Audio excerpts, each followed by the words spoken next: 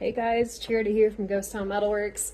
I have an exciting update for you all. I had kind of a good laugh because the last vlog that I technically updated was like 8 months ago. It's the 3rd of November today, and I have all these vlogs that are recorded, but they're not up, and that's okay. But I have my casting setup going, finally. I planned for casting since day one of Ghost Town Metalworks over 8.5 years ago now, and started collecting things like 6 years ago. Just so intimidated to get it going in my at-home studio, and I have a really great online jewelry school to thank for the good push to do it. It's called Little Metal Foxes, and they're based out of Seattle mainly, but they have multiple people that teach. They do guest teachers and stuff too, but it's online, which is really great. So I completed a 6-week class that was casting in the studio. And it was wonderful, and it made me feel so good and confident about being able to do this in my own studio. And I did cast like over 20 years ago. Like this ring on my middle finger was like the first piece I ever cast.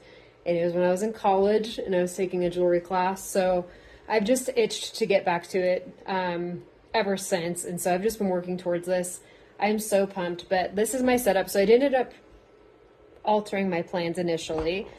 In the last video, I was showing off my centrifuge and some other stuff. We're going to go a different direction for now.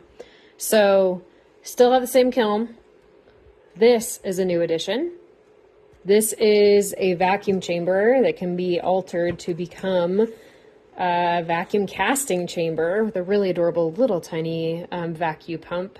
And then instead of doing a vulcanizer, I have gotten RTV molds, but I've been able to invest and cast, and my studio is still under construction a bit. Obviously our ceiling needs to get handled, but I got my old jeweler's bench in. We had to pull the top off of it, got to redo the top of it.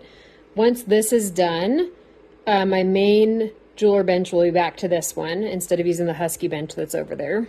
I just got this new bench here, the back side of it. That's going to be the stone setting microscope PJ Welder bench. And then I have my wax carving bench over here. So this is where all the wax carving magic has been happening.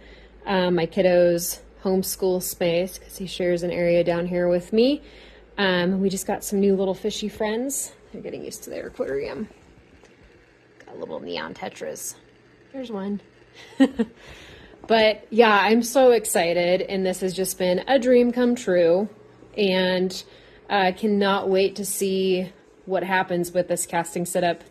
And I will continue to post updates and kind of show what I'm up to, but I did cast a 14 karat yellow gold ring for a dear friend here locally, Miriam, featuring a vintage Marquise faceted cut. It is a vintage natural white topaz. So one of the things I've added into my offerings in addition to my Western region stones are vintage stones or antique stones. I've always been obsessed with antiques, hence Ghost Town Metalworks, the name of it. So I'm excited to start working those into my offerings too. So stay posted, and I will give you a sneak peek of this ring that I just finished up.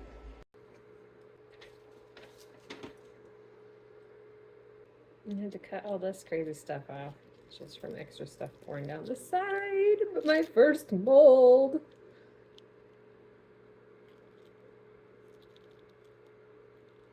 Amazing. It's perfect. Absolutely perfect. I think I'm going to order a frame or make a frame that's a little bit skinnier. This one's 1 1/4, and I think I could have done this in easily done this in a 1 inch, but yeah,